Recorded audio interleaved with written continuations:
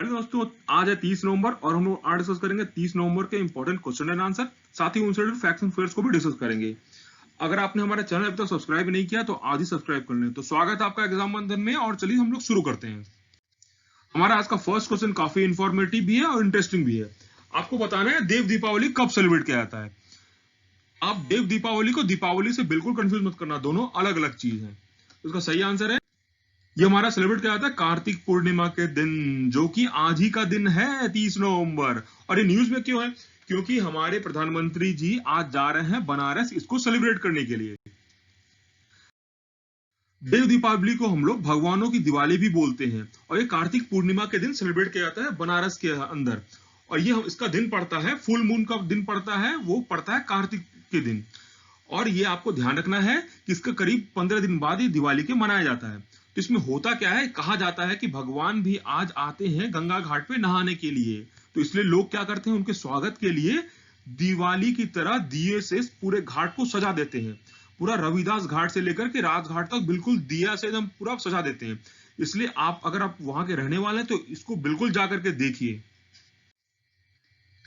और हमारा आज का दूसरा क्वेश्चन है, आपको बताना है कि रेडियो पल्सर को पहली बार किसने डिस्कवर किया था। तो इसका सही आंसर है dam Suzanne Julian bell burner ने इसको डिस्कवर किया था। तो ये अभी न्यूज में क्यों था? न्यूज में अभी इसलिए है क्योंकि रॉयल सोसाइटी ने इनके नाम का एक पोर्ट्रेट डिस्प्ले किया है, इसलिए ये न्यूज में है। तो ये है कौन, थोड़ा देखते हैं इनके बारे में। ये जो है ये हमारी नॉर्दर्न आयरलैंड की रहने वाली एक एस्ट्रोफिजिसिस्ट है। ठीक है, इन्होंने ही हमारे रेडियो पल्सर को डिस्कवर किया था 1967 के तहत। अब क्या हुआ है कि इसको बोला गया कि one of the most significant scientific achievement था हमारा 20th सेंचुरी में। पर इनको नोबेल प्राइज नहीं दिया गया 1974 में, जो दिया गया हमारे पल्सर्स के लिए। तो ये काफी दुखद घटना है। इसी के बाद ये कंट्रोवर्सी चल रहा है। तो ठीक है, आपको ध्यान रखना है कि Dane Suzanne Julian bell burner ने हमारा रेडियो पल्सर को फर्स्ट डिस्कवर किया था। तो ये पल्सर होता क्या है? ये पल्सर एक हमारा कॉम्पैक्ट घूमता हुआ कॉम्पैक्ट स्टार है, जो हमारे उसके पोल से इलेक्ट्रोमैग्नेटिक रेडिएशन निकलते रहते हैं। अब आपको ये बताना है कि आरटीपीसीआर को इन्वेंट किसने किया था। तो इसका सही आंसर है कैरी म्यूलिस ने इसको इन्वेंट किया था, पीसीआर टेस्ट को। अब ये इनको नोबेल प्राइज भी मिला था इसी के लिए 1993 में। और बाकी जो नाम दे रखे हैं ऊपर, हार्वी, माइकल, चार्ल्स, ये तीनों लोगों को हमें मिला था 2020 का मेडिसिन में प्राइज मिला है, नोबेल प्राइज। ठीक है, और किस लिए मिला था 2020 का नोबेल प्राइज? ये मिला है डिस्कवरी ऑफ हेपेटाइटिस सी के लिए। इसको याद करने का ट्रिक क्या है? इसको ट्रिक है 1 टन राइस हार्वेस्ट। आप हार्वेस्ट से हार्वी हो गया, राइस से हमारा चार्लियम राइस हो गया, माइकल हॉन्गटन का हो गया, आप यहां से टन हो गया। इसको आप ऐसे लिंक करके याद कर सकते हैं। तो अब हम देखेंगे हमारा आरटीपीसीआर टेस्ट दोबारा न्यूज में क्यों आया। अभी न्यूज में इसलिए आया कि सीएसआईआर की एक और लैब है जिसका नाम है centre for cellular and molecular biology. इसको जो है परमिशन मिल गया है आईसीएमआर के द्वारा कि वो हमारा dry swap RNA extraction free testing कर सकती है। तो अभी इसलिए दोबारा न्यूज में आया है। तो थोड़ा देखते हैं ड्राई स्वैप टेस्ट के बारे में। अभी हमारा ड्राई स्वैप मेथड जो है, इसका फायदा ये है कि इसमें सैंपल जो लेंगे वो पहली बात तो फैलेगा नहीं, तो स्पिलेज नहीं होगा, इससे इन्फेक्शन का डर कम रहेगा। और दूसरी बात फायदा ये है कि हमें इसमें आरएनए को आइसोलेट नहीं करना है, जिसके कारण हमारा काफी टाइम भी बचेगा और पैसा भी बचेगा। अब इसी के तहत हमारा टेस्ट तुरंत एक दिन में भी आ जाएगा, आराम से 6 घंटे में आ जाएगा। तो हमारा जो मेजर बॉटलनेक था वो अभी दूर हो गया है। तो चलिए आगे बढ़ते हैं। अभी स्वीट रेवोल्यूशन किसके प्रोडक्शन को बढ़ाने के लिए चालू किया गया था? तो इसका सही आंसर है, ये चालू किया गया था हमारा शुगर केन के लिए भी नहीं, पोटैटो के लिए भी नहीं, मैंगो के लिए भी नहीं, हनी के लिए। आपको बिल्कुल ध्यान रखना है, ये हमारा स्वीट रेवोल्यूशन हनी से रिलेटेड है। तो अभी न्यूज में क्यों था?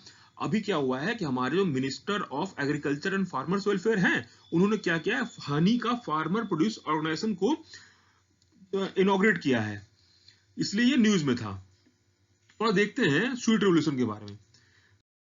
स्वीट रेवोल्यूशन को हमारा चालू किया गया था फार्मर्स को इनकम डबल करना है, उसी को देखते हुए। ठीक है, आपको इस बात का ध्यान रखना है। और इसको जो है काफी पोटेंशियल है हमारे झारखंड स्टेट में, क्योंकि यहाँ पे करीब 30% ऑफ जो लैंड है फॉरेस्ट से कवर्ड है। और स्वीट रिवोल्यूशन चालू कब किया गया? ये हमारा चालू किया गया 2016 में, ठीक है। और हमारा वर्ल्ड में लार्जेस्ट प्रोड्यूसर कौन है हनी का? तो वो है चाइना। चाइना ही है इस फील्ड में भी लीडर। और इंडिया के अंदर कौन है? इंडिया के अंदर है पंजाब। तो चलिए आगे बढ़ते हैं। अब आपको बताना है स्ट्रिप्ड बबल नेस्ट फ्रॉग। ये जो हमारा नया फ्रॉग मिला है ये कहां पे मिला था? तो उसका सही आंसर है अंडमान आइलैंड्स। ये यहाँ पे मिला था। आपको ध्यान रखना है ये न्यू जेनस है हमारा ट्री फ्रॉग का, अंडमान आइलैंड में इसकी हमें अभी पहचान हुई है। अब आपको बताना है information management and analysis centre कहां पे बेस्ड है? तो उसका सही आंसर है ये हमारा बेस्ड है गुरुग्राम, जिसको कि गुड़गांव के नाम से हम लोग जानते हैं। अभी हुआ क्या है कि हमारे जो 12th एनिवर्सरी थी 26/11 अटैक्स की, तो उसमें हमारे डिफेंस मिनिस्टर ने बोला था कि हमारे इंडियन नेवी, कोस्ट गार्ड और मैरीन पुलिस ने 3 टियर सिक्योरिटी स्ट्रक्चर बनाया है कोस्टल एरियाज को सिक्योर करने के लिए। तो इसके लिए ही information management and analysis centre का काफी महत्वपूर्ण योगदान है। ये इनिशिएटिव किसके द्वारा है? ये हमारा इनिशिएटिव है इंडियन नेवी, कोस्ट गार्ड और भारत इलेक्ट्रॉनिक्स के अंतर्गत, तीनों के तहत है। आगे बढ़ते हैं।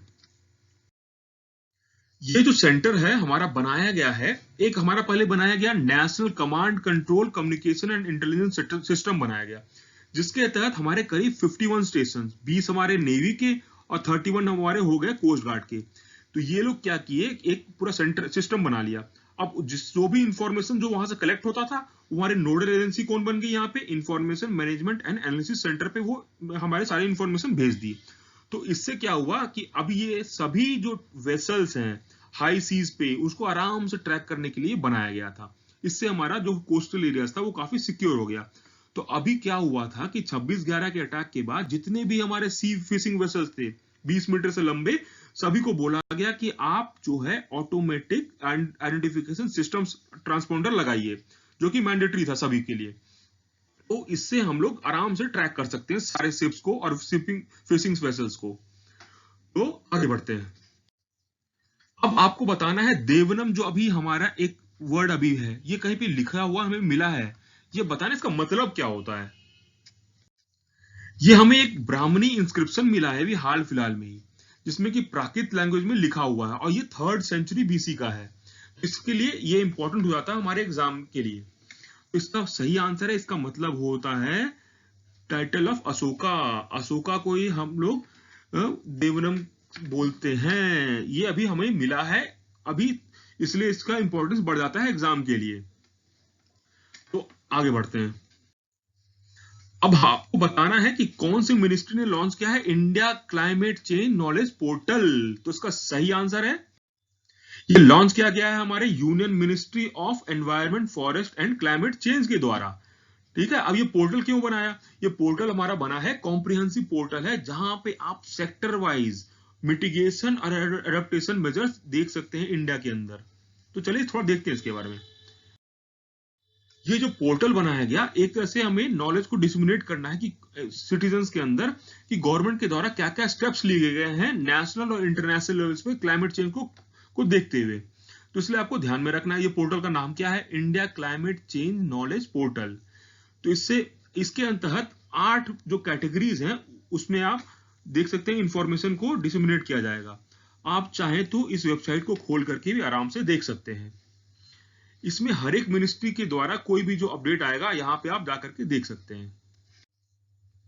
अब एथीना स्वैन चार्टर ये किस चीज से रिलेटेड है? तो इसका सही आंसर है, ये हमारा रिलेटेड है enhancing gender equity in science, technology and engineering, mathematics and medicine in the UK. तो ये मेरे इंडिया में क्यों न्यूज में आया? क्योंकि हमारी department of science and technology एक प्रोग्राम ला रही है जिसको कॉपी करते हुए इंडिया में लेके आ रही है, ताकि वुमेन्स का पार्टिसिपेशन बढ़ाया जा सके साइंस, टेक्नोलॉजी, इंजीनियरिंग और मैथमेटिक्स मेडिसिन में। तो हम लोग इसलिए अभी न्यूज में है।